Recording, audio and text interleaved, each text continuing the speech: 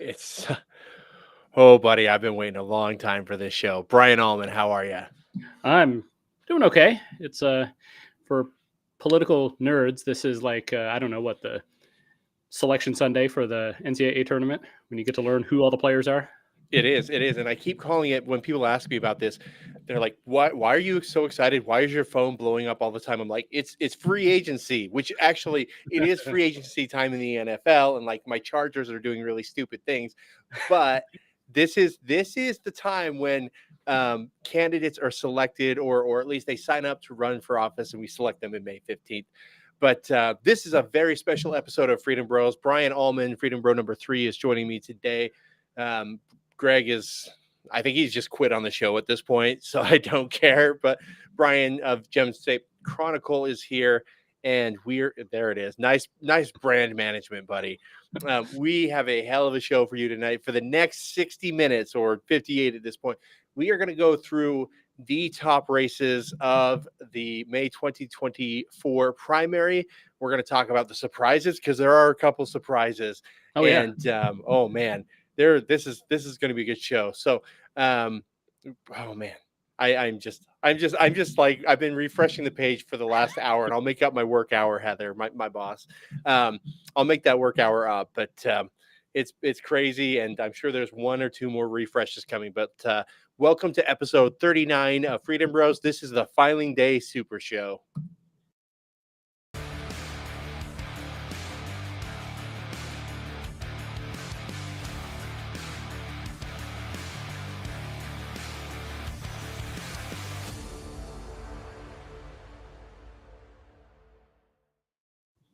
Okay, that may have been too quiet. that I was may a have little quieter. I noticed. I may have cut the volume down too much. I'll have to figure that out later. But at least we caused 0 eardrum bursts this week. All right. So before we get into filing day madness, Brian, Gem State Chronicle, what's going on at the legislature and what's going on your website?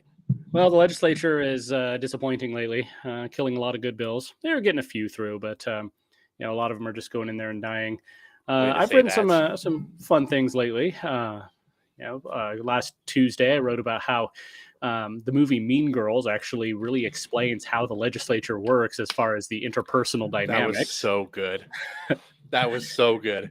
And it's kind of a companion piece, honestly, to the one from Monday about how we're having such trouble getting good conservative legislation through, and we need more conservative legislators, people who won't be afraid to get in there and actually push good policy, or who won't be cowed, who won't be manipulated, or who won't be just outvoted in the end.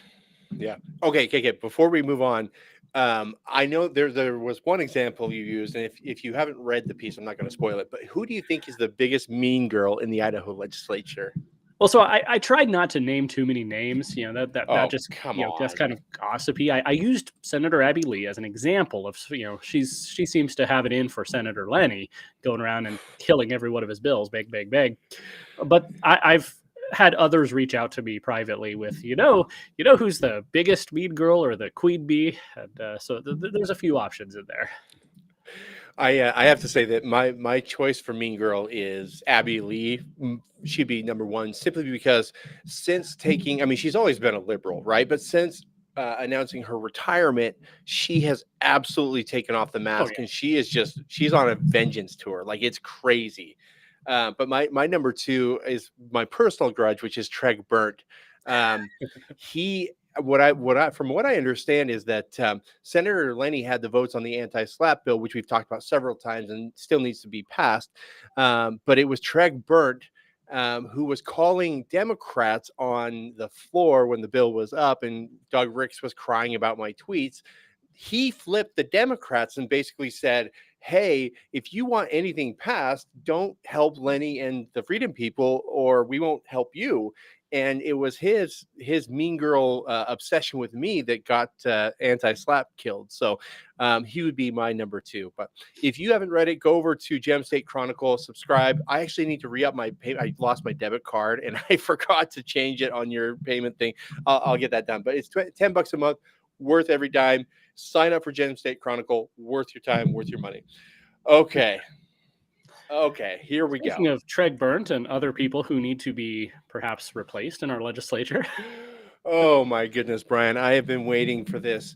And quite frankly, a lot of the conservative infrastructure, for lack of a better term, has been waiting for this for 6 months, 8 months, and talking about this, recruiting candidates. And there were some surprises today that we didn't even know about, and we're looking forward to. The map has changed significantly over the last week. Do you want to start in the House or the Senate, Brian? Do you have a preference? I don't know. I can go either way. I've really enjoyed the House this year. I paid more attention to the House this year, but the Senate is, maybe needs more attention. So, okay, so we will start in the Senate right now. I'm actually gonna pull up my screen so that we can kind of give everybody a look. This is the page that everybody in the political world has been talking about or been refreshing their screen. Oh, that doesn't work. I've literally had this this window and the Ada County filings open on my screen for the last 2 weeks without closing. And I'm ready to go. I've been building a spreadsheet actually on Gem State Chronicle. Once this is finalized, which it should be here shortly, I'm actually going to create a page on there to track the candidates. It's going to have every single candidate, every single race, and I'm going to put a profile of each of the candidates with their who's endorsing them, who's paying them money, things like that. So I've been paying attention. I've also got Ballotpedia open. I've got the Freedom Index open. I am ready. I can tell. I can tell. Well, I mess with this. Oh, that works. That works really well. That works better though. Okay, so first of all, I don't necessarily want to talk about the race for Congress in either of our 2 congressional districts. Fulcher's got it locked up in CD1. Easy, he's going to cruise. You might see a more competitive contest in Congressional District 2, which is from Boise and a slice of Eagle eastward. But Mike Simpson has millions. I mean, he has ungodly amounts of money.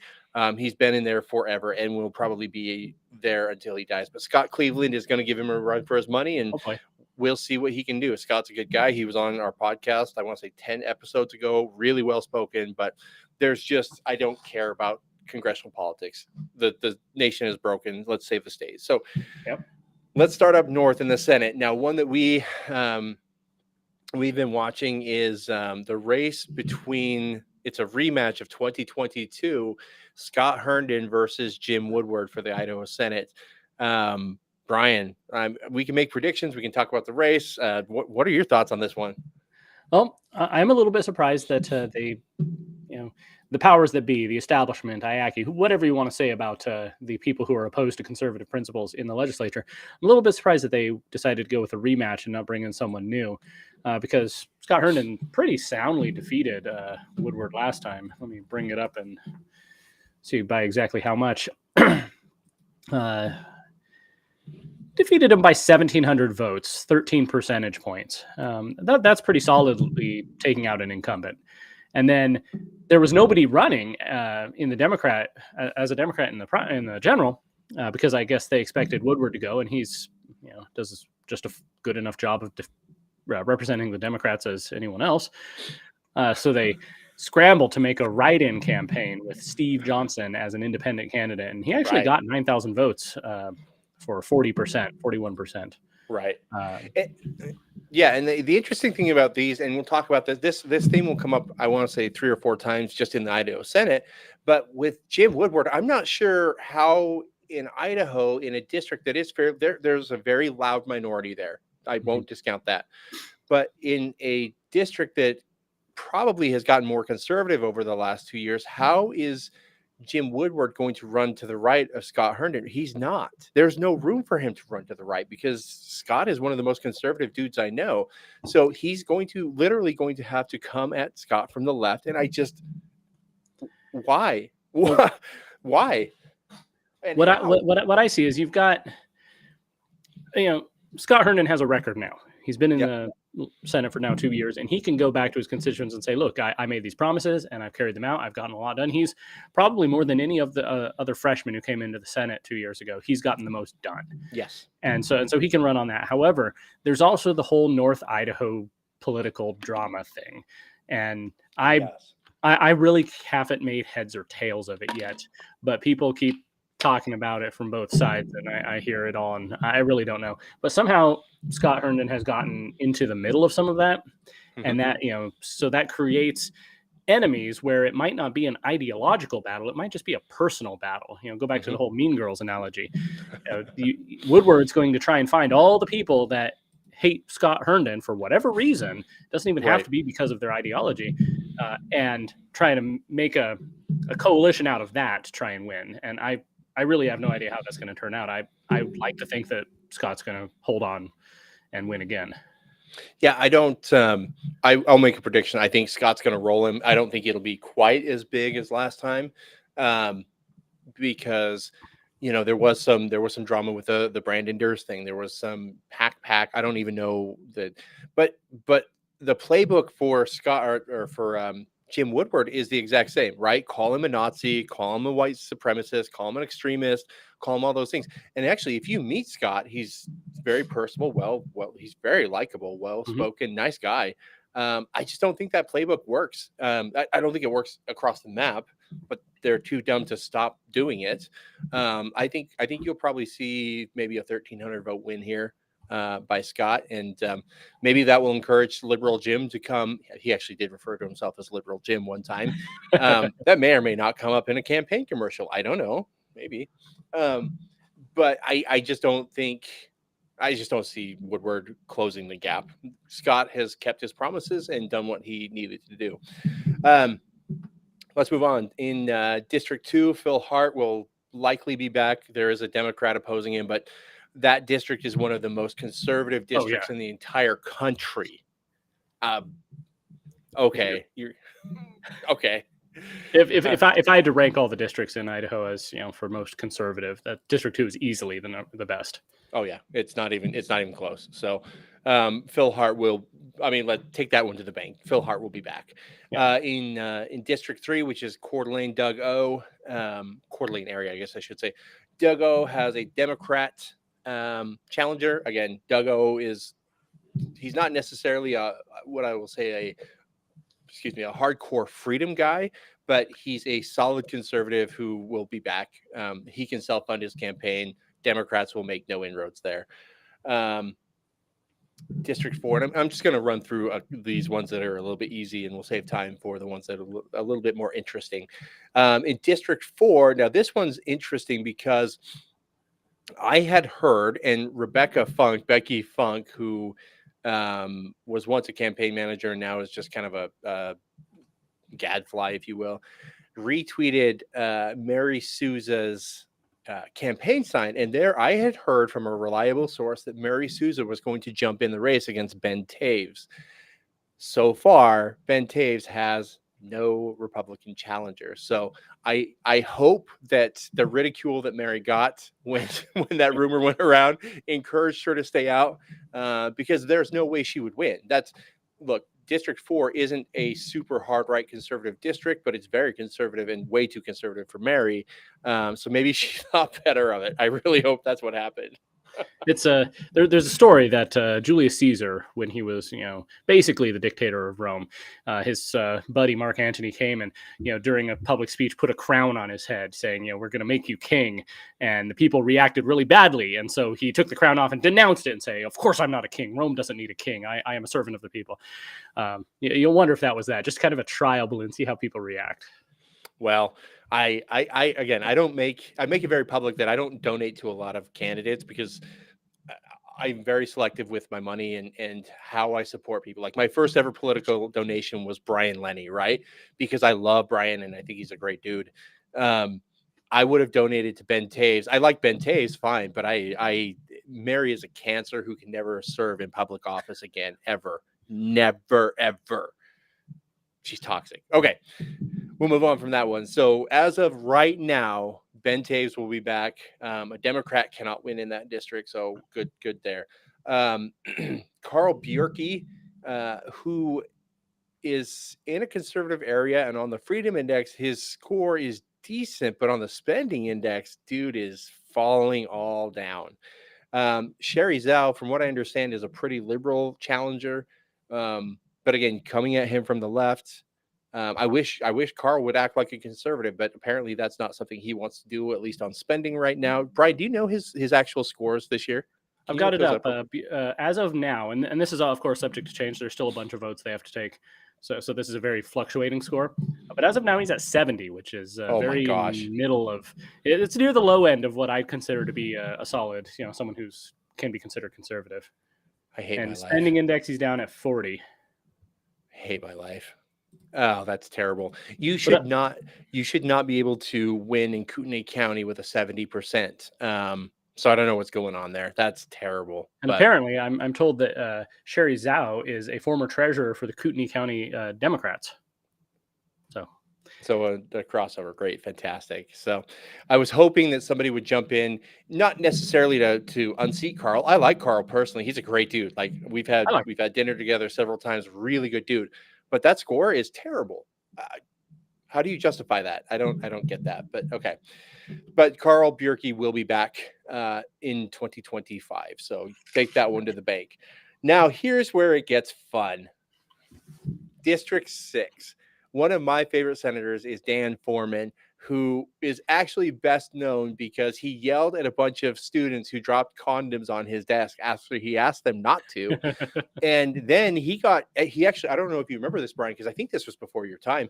He actually got called into an ethics hearing because somebody made a fake Twitter account that looked like Dan Foreman. And he said some really nasty things about Marianne Jordan. It wasn't Dan Foreman. If you know Dan Foreman, you know he does not have a Twitter account. Like the dude barely uses the internet, right? But Robert Blair, who was appointed to fill the seat of Dan Johnson, who went on to be mayor of Lewiston, is challenging. They want a rematch. Foreman beat him pretty handily, if I'm not mistaken, last time. But apparently the moderates are back at it here. I've got it up on last year, the 2022 primary. Dan Foreman got 2,800 votes. Robert Blair got about 2,300, so about 500 vote difference. And then there was a third candidate, Jen Siegmiller, who got 1,400. So in a two-person race, it could be interesting, but I think Foreman's got a solid record from the last 2 years, and he can take that back to his constituents. Yeah. Now I know that Blair's campaign. I mean, this is one that could be vulnerable, so we'll have to watch there. And I need to go look at that. I forgot about that third candidate. So that alters this whole thing, the math dramatically. I don't remember if she tried to come off as a right winger or if she was a moderate. I don't remember how she positioned herself, but I think that Blair's book, that's the district that has University of Idaho. There are a lot of liberal Republicans there. If it's Blair, he's going to say, oh, well, he voted to defund this and defund that. He didn't support University of Idaho. He voted to defund the police, all the BS. So depending on how Siegmiller presented herself, this is probably one of the top 5 races in the Idaho Senate this year. They were already softening the ground a bit with the 501c4 that was sending out the mailer saying that Dan Foreman and Cindy Carlson were callous to the University of Idaho murders because they refused to give the university $1 million for counseling or something. Yep, I remember that. Those were the most, like, I've been doing politics for a long time, and I get, throw punches, take punches. I get it, but that was one of the most underhanded, disgusting things. Politicizing the University of Idaho murders for state legislative seats was one of the dirtiest things I've ever seen. So hopefully Foreman pulls it off. Blair's going to come at him from the left too, and we'll see. I don't have a prediction there. I'd love to see Dan back, but I don't have a prediction there. And let's move on to District 7. Cindy Carlson is a sitting senator there. That's one of the most conservative districts in the country, probably top 3 for the state. She will be back. The Democrats will have no impact there. No Republican has filed against her as of 4:59. As of 4:59. Let's see. Let's do a refresh real quick and see if we're. Well, I've been refreshing it here while you've been talking. It's okay. It's not that's way better than listening to me talk. So the next race now. I think the next race is probably a top tier race because I'm excited about it, but I don't think it'll be that competitive at all. The only reason that liberal, and I mean liberal, Jeff Schroeder is a Democrat in his voting. You look, Brian, who's at the bottom of the Freedom Index this year? Well, let's see. Go look right now. Todd Achilles is at the bottom. excuse me. Who's at the bottom for the Idaho Senate? All right, let's switch to Senate. Oh, look, it's Jeff Schroeder. Weird. That now below Ron Taylor, below Kerry Semmeroth, below all the Democrats, actually. Jeff Schroeder is the most liberal senator in the entire district, excuse me, in the entire Senate, and he's a Republican going up against Christy Zito. The only reason he's there is because he won a 4-way primary because he was a Mountain Home City councilor, right? He had name ID, and that's it. He is going to get crushed. It's not going to be close. It might be 20, 25 points. He's going to get crushed. Zito knows what she's doing. She's been there before. She's well liked. She's a champion of gun rights. He might win, Mountain Home and Valley County, but she's going to roll him everywhere else. So it's going to be a bloodbath for him. So that one's going to be fun to watch. Any thoughts on that one? Nothing more. Looking at Ballotpedia, he got 32.4% in the primary last time. And then by the time he got, there was no challenger in the general, so he just rolled to victory. Christy obviously is very well liked. She's popular. She's, like you said, she's experienced. She was the guest on the inaugural episode of Freedom Bros, if I recall correctly. She was. Thank you for that bit of history that the host even forgot about.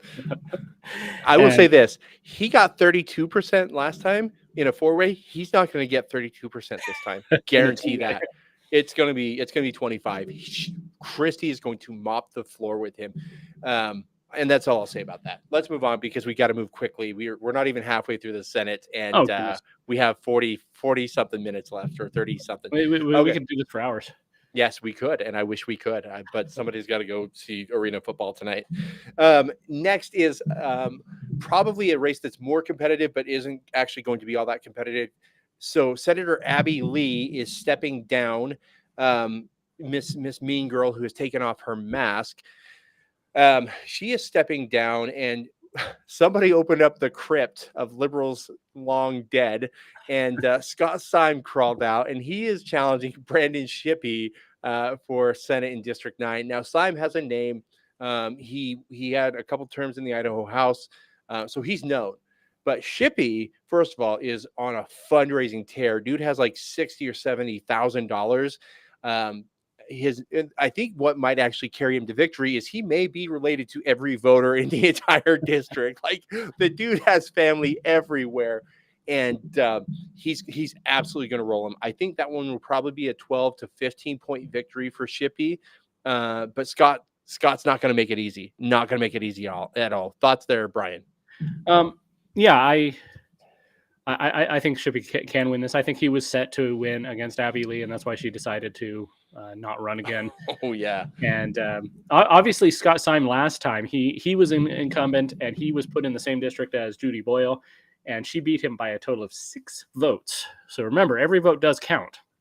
But with him being out of the picture now, and with us being further removed from some of the, some of his unpopular positions, and Brandon Shippey's fundraising and his, he's very personable, very good at explaining his positions, and he's been out there talking to voters for a year now.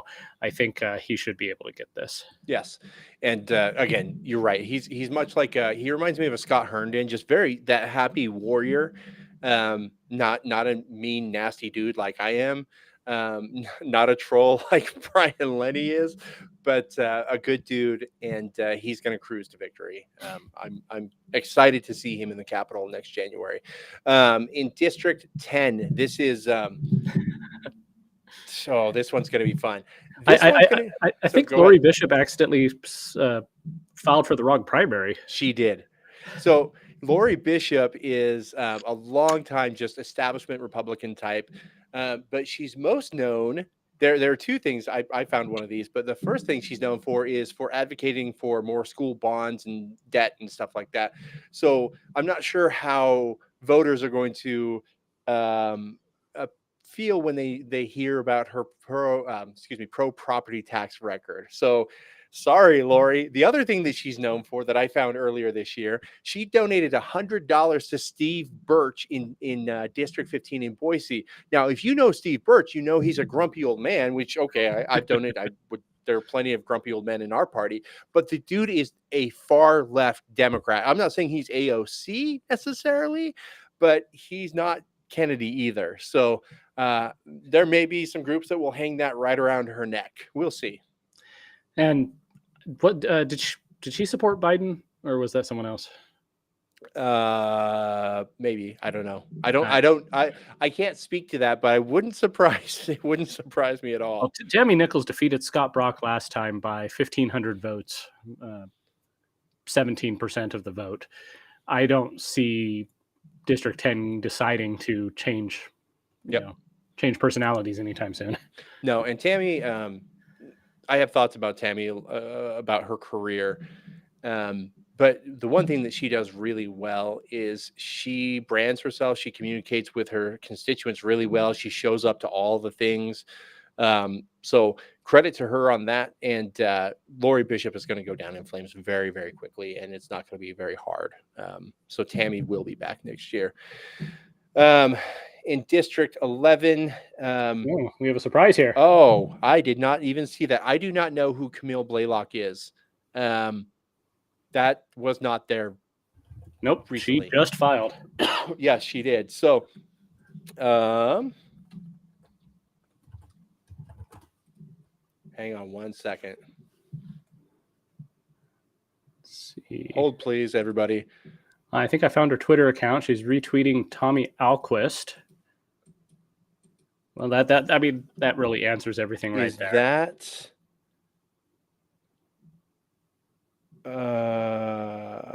yeah, if she's retweeting Tommy Alquist, she looks like she was on Tommy Alquist's campaign for the governor's race. We know what those people are like. Yep. Oh, do we ever? This might be a Luna. Shoot. Okay, yeah. Now this is a tough one, guys, because they've been running ads against Chris Trakel, just like they have Brian Lenny and Tammy Nichols. I'll find the backstory here, but here's the problem. This person, Camille Blaylock, I think this is a Luna. I want to say that's Tom Luna's daughter. Oh, interesting. There's some relation there, I think. I mean, she's got a picture with Paul Ryan, so I know you'll love that. And I liked Paul Ryan back in the day, and then he got crazy. Yeah. Oh, yeah. There's her in a picture with my brother, so that's not great at all. Okay, this doesn't surprise me. However, here's the problem. Chris Trakel is a terrible fundraiser, and he's really bad.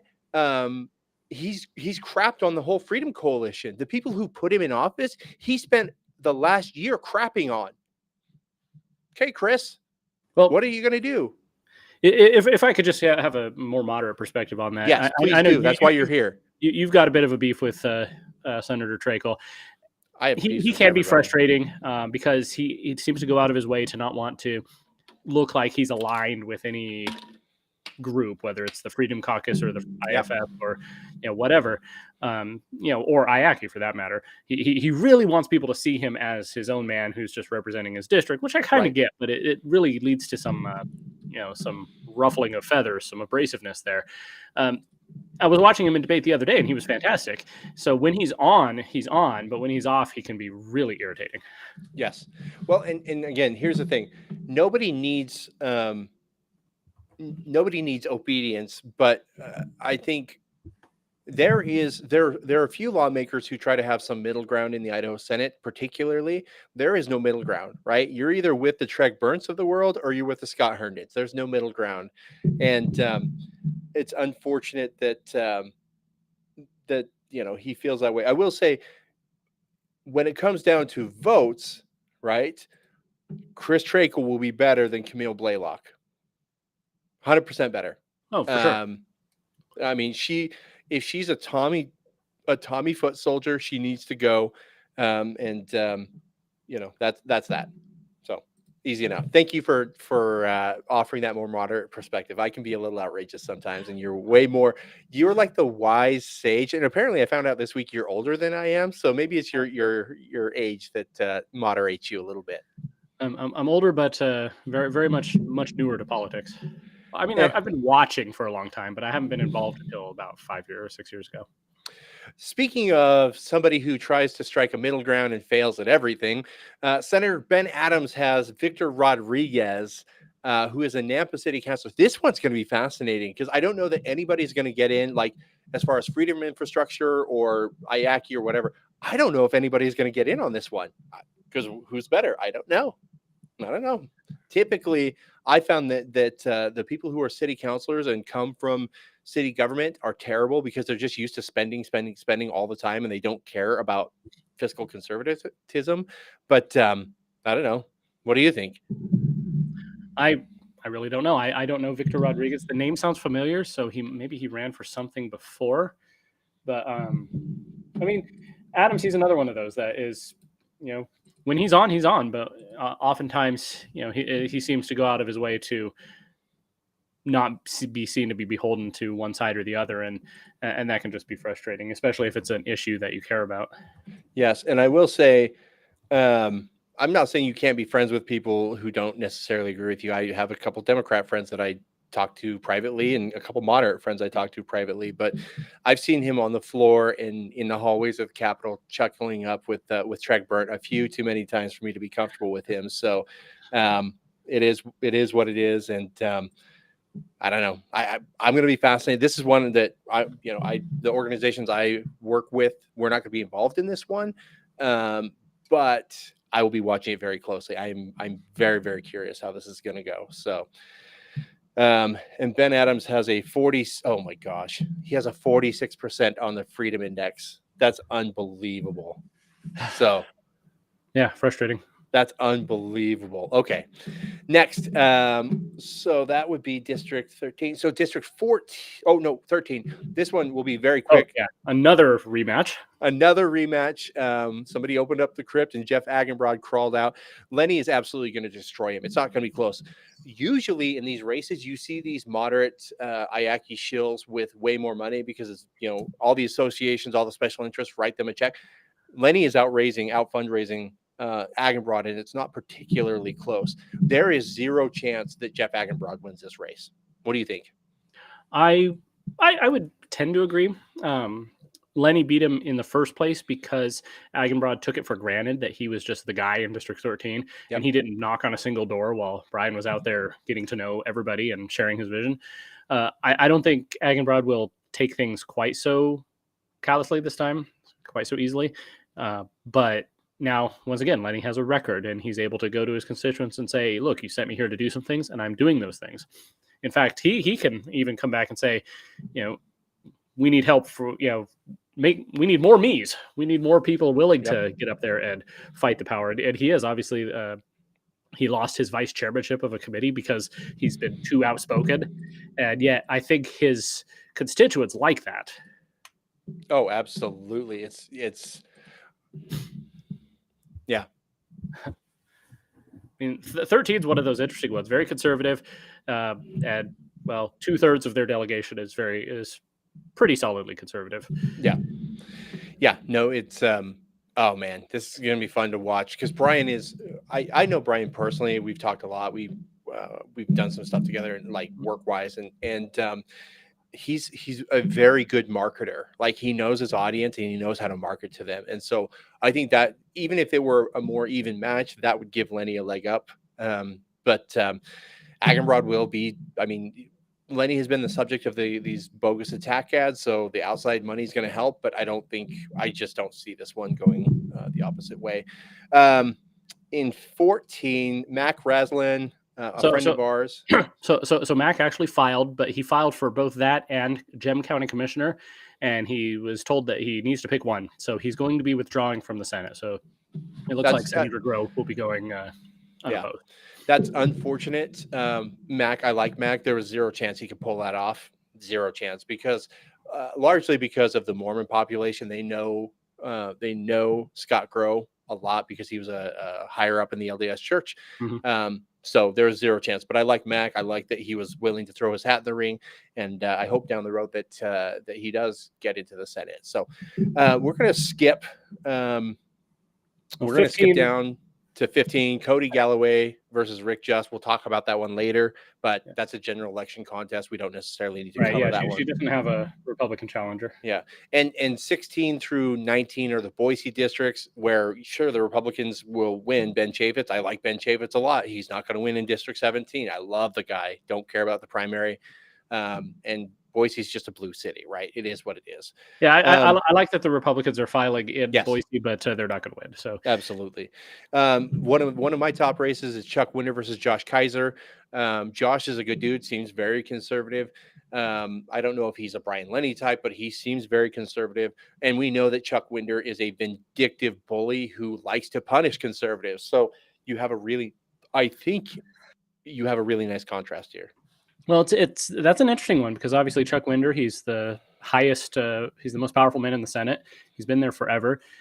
He's very old. He's had some health problems, and I think a lot of people were wondering if he was going to call it a career. But no, he's filed again, and as of 4:59, it looks like he's in it to win it.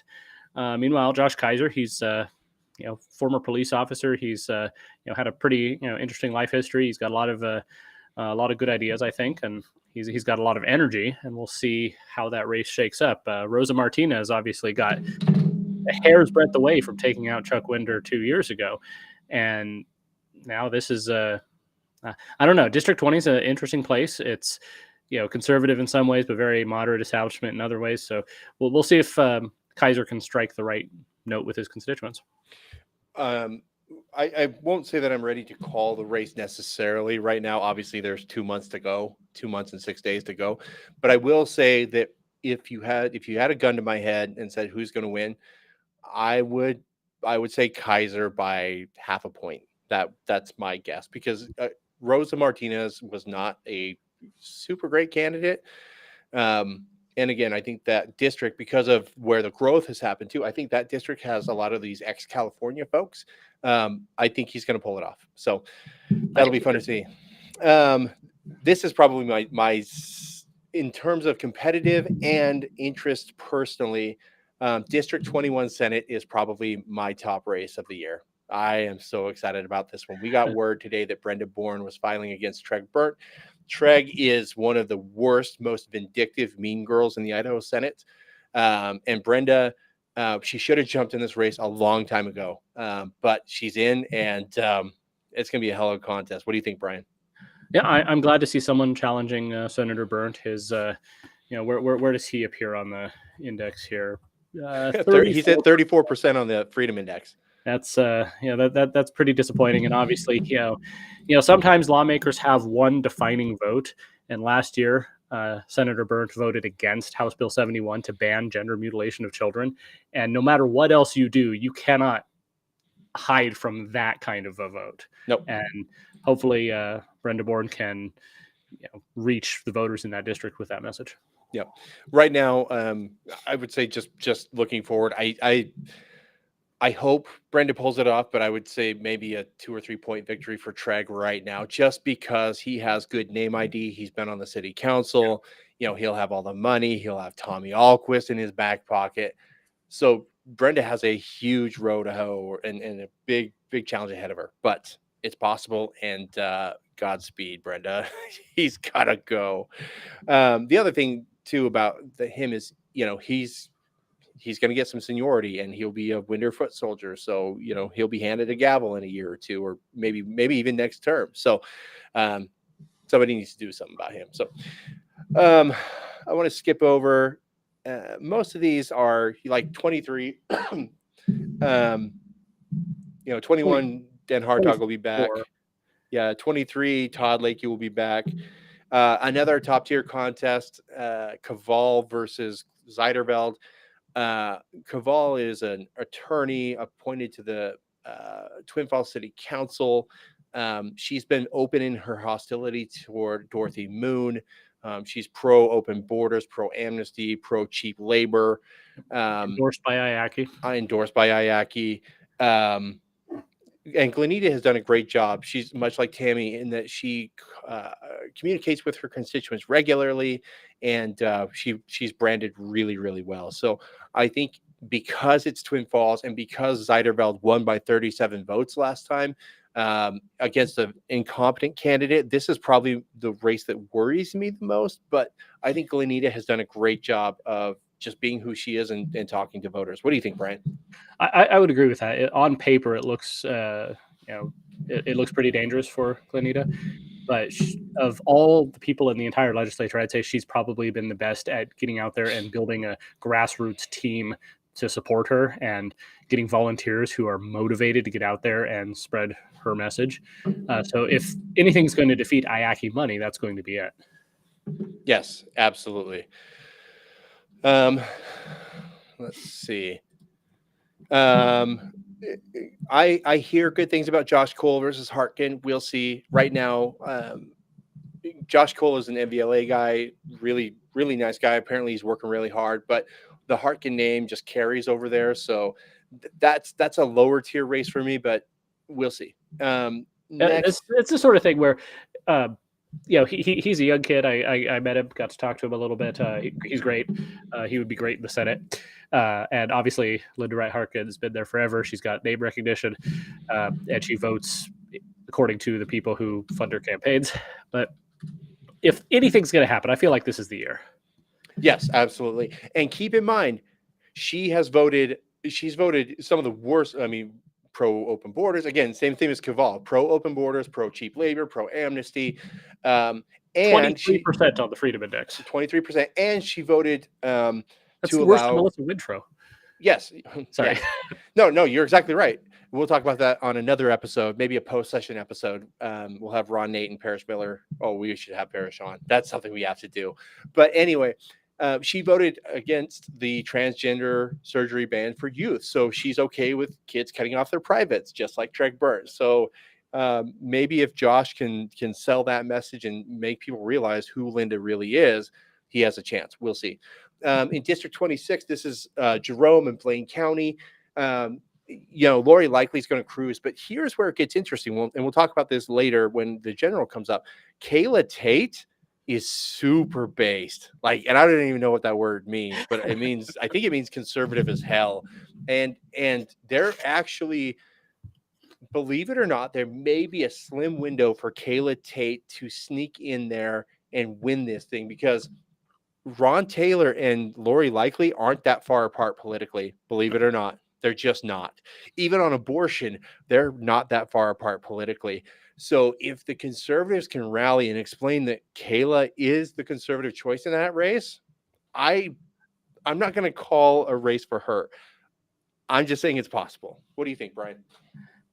Winning as an independent is really hard because there are a lot of people who vote. They go to vote and they just look at the letter R or D, and so overcoming that is a tough hill.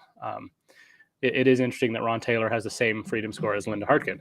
So, I mean, weird that whether you have a Republican or a Democrat, it's it's all the same thing there. So, I'd like to see what she can do, but yeah. I think the getting over the nonpartisan hurdle is tough. Yep. In 27, Kelly Anthon's coming back, unfortunately. And even then, even if you put the best candidate, you can't win. The guy is it's weird. It's almost like a Trump cult thing out there.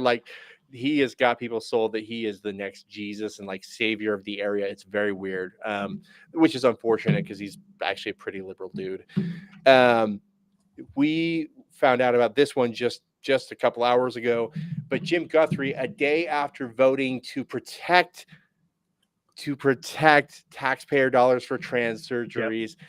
Jim Guthrie gets a challenger. Now, I don't know anything about the guy. I looked at his Facebook, and there was one post that called Obama a Muslim, and I was like, oh, okay, so he's a right winger. So, but that's not necessarily indicative of somebody who's actually conservative, right? But Guthrie's got to go. He held the DEI in education bill to ban DEI at higher education, and the masks bill that passed overwhelmingly in the House. He held that one. He's just atrocious. What do you think, Brian?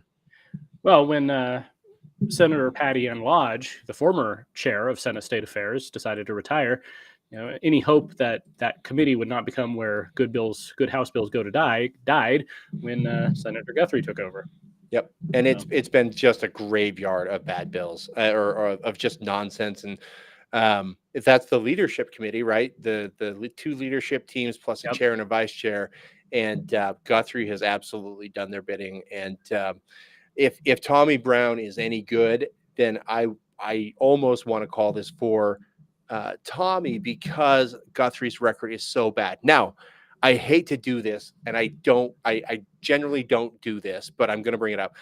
The one caveat I have is this guy is the one who survived a sex scandal in Eastern Idaho, survived a sex scandal, and has been reelected 4 or 5 times since that sex scandal. So maybe that district doesn't care. Maybe they just like Jim Guthrie. I don't know, but let's hope Tommy Brown is good. Let's just hope so. Yeah, we'll see. Okay, we are very quickly running out of time. We may only get through the Senate today. I'll skip forward. Most of these in Eastern Idaho, it's a wasteland. You're going to have all these rhinos reelected. The one that I had some hope for was Mark Harris, but Mark Harris is going to come back. He's going to wipe the floor with Doug Toomer. It's not going to be close. It might be. I mean, Toomer lost by 27 points last time. You're going to see either that or more this time. So it's unfortunate. Well, hopefully, Doug can get something done. Maybe some grassroots efforts. I don't think I'm quite as pessimistic, but obviously he has a huge hill to climb. Yep, it's not. It's yeah. Okay, let's just blow through the House very, very quickly. There are some highlights here. Anything up north that you want to talk about in particular? Well, the ones that are really interesting to me are the three-way races. Just District 1, you've got Jane Sauter, Mark Sauter, and Spencer Hutchings. What's up with that? I did not even notice that. What the hell is going on there, Brian? I'm told that they're not related, but they just have the same name. That's not possible. I didn't. I've been watching this for 3 days. I didn't notice that. That's interesting. Okay. Yeah. So that's fun. And you wonder how many of these three-ways, if they'll ever sit down together and one of them will drop out to make it easier, because that really is the biggest problem on the right when we try to take over these incumbent seats, is that you get two people who think they're the best choice, right, and neither will back down, and so they end up splitting the vote and allowing the more moderate person to roll ahead. Yeah. So yeah, there are a couple of those that we're going to talk about. So up north, I mean, I don't know, very conservative people are coming back. I love that Dale Hawkins does not have a Republican contender, and he's going to roll the Libertarian, because he's actually, the dude is liberty oriented, and love the guy. Very nice guy. Dale's great. Yeah, he's fantastic. So Vito is coming back. The one that's interesting up there is Bob Nonini. Former state senator Bob Nonini is running as an independent, likely because he thinks that his name can get him across the finish line against Mendive in the fall, which is entirely possible, but it's unlikely. Since leaving office, he's really taken a more liberal stance on things. So it's going to be fun to watch him lose, but I guess this is the new Idaho that we live in. That one's interesting. To your point about three-way races, I am really upset about District 6A. You've got Colton Bennett and Dave Dalby, who apparently are very conservative dudes, going against Lori McCann, who is a nightmare. Guys, one of you has to drop out. Have that conversation. One of you needs to be a man and forever get the gratitude of the party and the grassroots, because she's a nightmare. And if it's a three-way race, she wins. That's it. So figure it out. Right? I mean, nobody's challenging Brandon Mitchell. I mean, he's fine. He's not bad.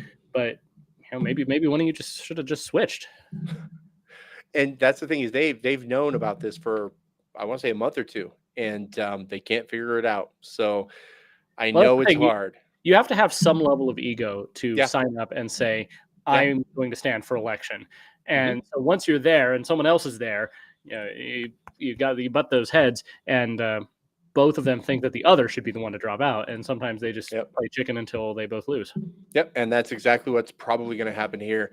And we'll get Laurie McCann again, which is great. And that there's another reason why that matters. We'll get to that in just a second. So let's roll down. The one that I think is interesting is 7A. You've got Jim Shemelik, who's a fairly conservative dude, Kyle Harris, and Mike Kingsley. I'm curious what's going on there. I have a hunch, but I don't know why those two filed. So we'll see. I don't know that a three-way primary there is actually good for anybody. And Mike Kingsley, very few lawmakers come to Boise and get more conservative. Most of them either stay true, like a Brian Lenny, or they take a dive like, oh, I don't know, Julie Yamamoto or Steve Thane or somebody like that, right? But Mike is the one guy who came in as an 80%er or like a 78%er on the index and has gotten better every single year. So I'm curious to see what will shake out there. Let's see. 7B, you've got three-way. You've got Charlie Shepard is the incumbent, and you've got Butch Suar and Larry Dunn both running. Yeah, that's an interesting one. Shepard's at 67% on the index. Not great, but not the worst. Yeah. Here's the thing. I want 70 or above. Like, if you can't vote for freedom 70% of the time or above, you don't deserve to be elected in Idaho. So there's that. Rob Beiswinger should take care of Matt Bundy. Yep. Beiswinger lost by a few hundred votes last time. But Matt Bundy has absolutely shown who he is this session. This term, I guess I should say. He voted against H7-1, the trans surgery ban in the House, the only Republican to do so.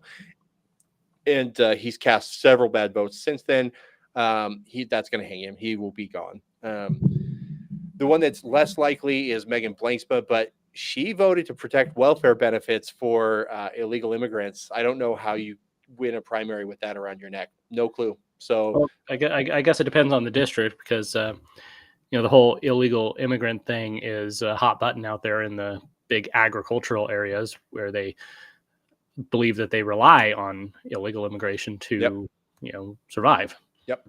So it depends on how the messages get crafted there. Yep, we'll see. Faye is a good candidate, not elite. I love you, Faye. I mean, you were on the show. Thanks for coming on. Not an elite candidate, good candidate.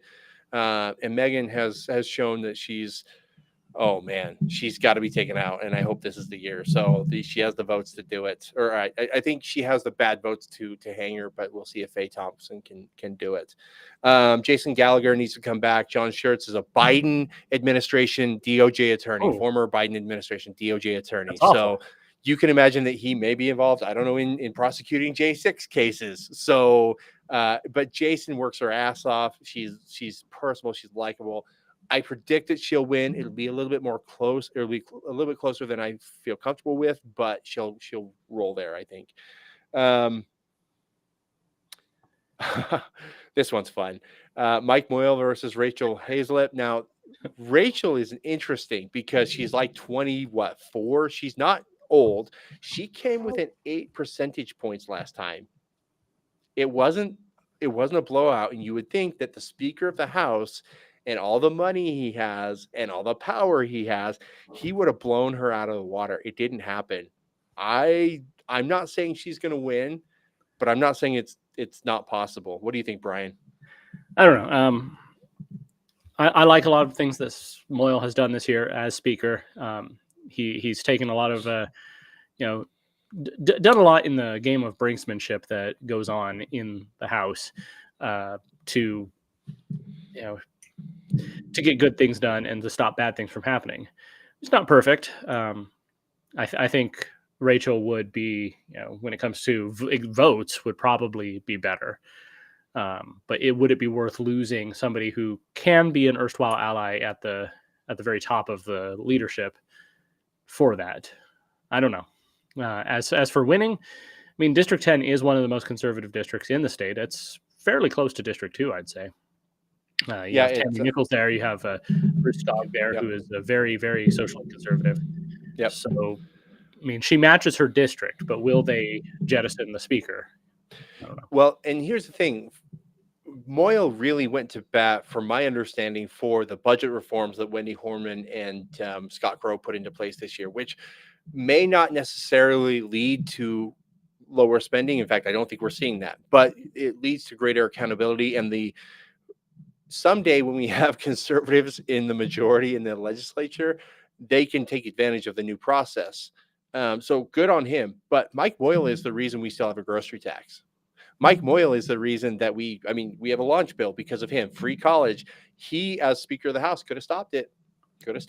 He didn't. He's never wielded his power to do anything remarkably conservative. So I don't know. Go Rachel. So, and I'll probably get an angry call from Mike after that. But sorry, be a conservative, Mike. Another three-way race in 11.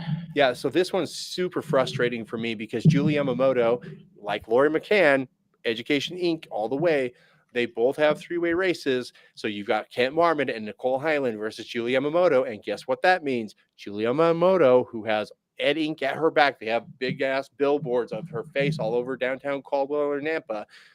She's going to be reelected unless one of those people gets out. So Nicole, Kent, figure it out. Figure it out, guys. I don't care who runs. I don't care. Figure it out. 1-on-1, and we can win. This doesn't work. In 11B, Lucas Kaler versus Sarah Cheney. I love the fact that two Cheneys are going to lose on the same ballot. That's fantastic to me because her husband is running against Chris Boyd in Canyon for prosecutor. He's going to lose. It's not going to be particularly close. And I think Kaler pulls this one off. I really do. I think he can. I think the Cheney name has just become very toxic in District 11. Yep. And they have shot themselves in the foot, and they'll blame all the extremists or whatever. You did it to yourself, guys. Sorry. You can't condemn freedom people over and over and expect them to ever come out to vote for you. So good. I can't wait to see Lucas Kaler on the floor. In District 13, three-way primary, Roten, Henry, and Tanner. Tanner's once again, the choice there. They need to get into the sit down together and decide who's going to run this time and set the other one up for something else. Yep. You skipped one interesting thing. District 12. Oh, yeah. I know you're running it short on time, but yeah. Jerome Bell has filed against Jeff. Oh Cornelius. man, he's an interesting fellow. He came out of Virginia, ran for Congress there, and he moved here, and now he's running for State House. Yeah, that one's gonna be interesting. I hear from a friend of mine that the dude is super legit and knows what he's doing. He can raise like a dynamo. So, and Cornelius, is that how you say that? Cornelius? I don't know how to say it. Cornelius. I don't know. Sure. That guy he should call the show and tell us. Yeah, he really should. Yeah. Let's see. Let's just go through these really quick. See if there's anything else that catches my eye. Primary at 15 to challenge Steve Birch. That's Annette Tipton, who I believe comes out of government, and Steve Kaiser, who's ran a couple of times. Came fairly close last time to beating Birch. We'll see what happens there. Well, and in a presidential election year, that's entirely within the realm of possibility. I think whichever one of them wins the primary can win the general. Oh, yes. Trump on the ballot. Absolutely. Whatever. In 21, you got a three-way against Petsky, which sucks. Monica McKinley was the odd man out there. She should absolutely withdraw immediately. I'll just go through a couple more of these. Chris Bruce against Melissa Durant. I talked to Chris. I love his Southern accent. He'd be like an 80% guy on the Freedom Index. I'd love to see him in there. Yeah. Tina Lambert is coming, has a good challenge in Sean Digert. He is a Patty Ann Lodge disciple, if you will. Hopefully we can bring Tina back. She's been great. She's not flashy, but she votes regularly with the right people. Let's see.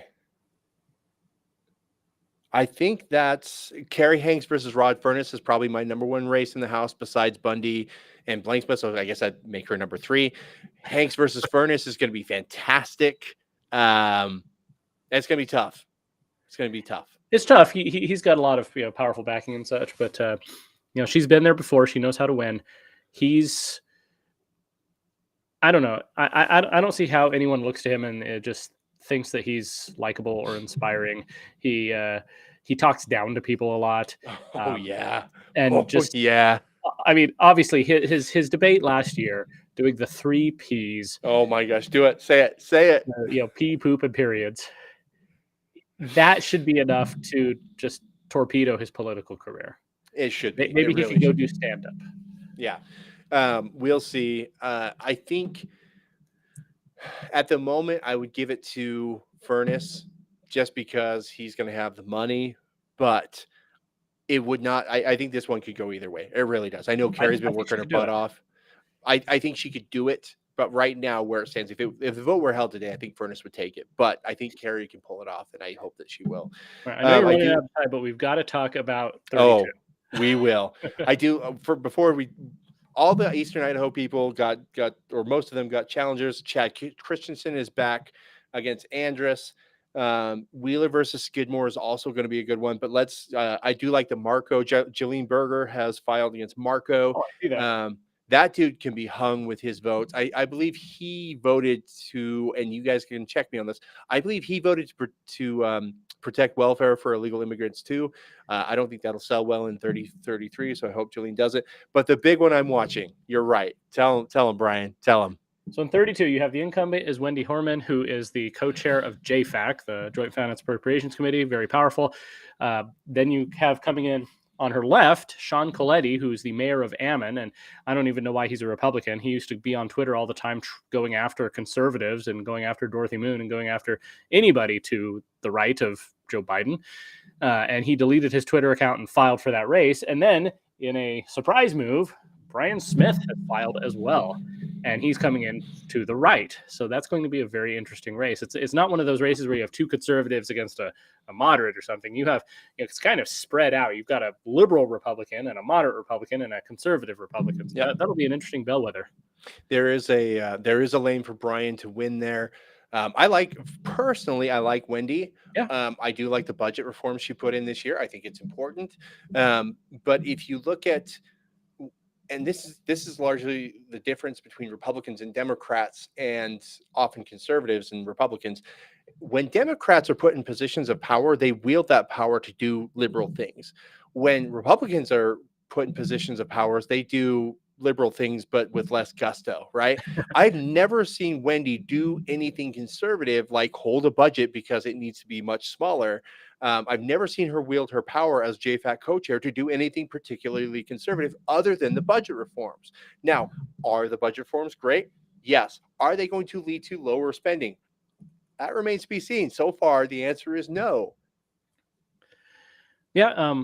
And I just want to say, we can like someone personally and even think they vote okay, but then when somebody better comes along, it might say, okay, well, we'd rather have this person. It's like you're filling your roster on your football team. You might have a running back who's pretty good, nice guy, good, locker room presence. But if you have an opportunity to draft someone who's, just a dynamo, somebody who's going to completely change the game, then you do it, and you try and upgrade at every position all the time. You're always looking for who can improve things. So. Yeah, I mean, Brian Smith in the legislature would be amazing. He would just come in there and rock the place. So I'm told by Bjorn, our good friend Bjorn, that the final candidate list is up. Let's see if there are any changes. No, it's 279. So the biggest surprise was Camille Blaylock in District 11 versus Trakel. It looks like there is no Mary. So thank goodness for that. I will I'm going to give that to myself, that victory to myself for ridiculing her on Twitter. So good job, Dustin. I'm pretty proud of that. Was new today. I didn't expect that one. What was that one? Jillian Berger against Marco Erickson. Right. Well, in the Tommy Brown versus Jim Guthrie, that's huge. Okay. And of course, Brian Smith and Chad Christensen running against Kevin Andrus. Kevin's not bad. I'm often impressed with him, but Chad would be again. He'd be a dynamic force in the legislature. Oh, he'd be a significant upgrade, and hopefully position him to run against Harris in 26 after Toomer loses spectacularly this year. So that's the show. I'm taking my son to go see the Idaho Horsemen Arena football team tonight, so I got to run. Brian, final thoughts for the crowd. It's going to be a crazy election. For those of us who are really into this, it's going to be a lot of fun. and we'll see how it all shapes up over the next 2 months. Check out the Gem State Chronicle. I'll work over the weekend to try and put these up there and start putting up candidate profiles. Yeah. Now, yeah, dude, thank you so much for the work you do. I love your writing. I read almost everything you write. I don't read the Sunday Post for whatever reason. You sure? But I got a lot of compliments for the last one. no, they're good. They're good, but I just don't read them. I don't know. I just like pure political BS. So, seriously, subscribe to the Gem State Chronicle.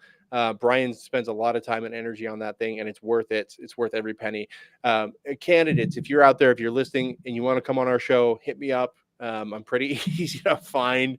We would love to have you. We're going to get even the candidates who get skewered are invited. Everyone's invited. Every single person, even Ada County Commissioner candidate Brandon Durst is invited on the show. That would be fun. It would not be a nice show, but he's invited. So, regardless, that's our show today, guys. This is going to be a hell of a primary season, and conservatives are better positioned than ever to make gains in the legislature. In fact, I'm fairly optimistic that there will be some significant upsets, and conservatives are going to roll in many ways. There are going to be some losses, but conservatives are going to roll. So I hope so. That's our show today. Thank you for tuning in, and we'll see you next week on Freedom Bros.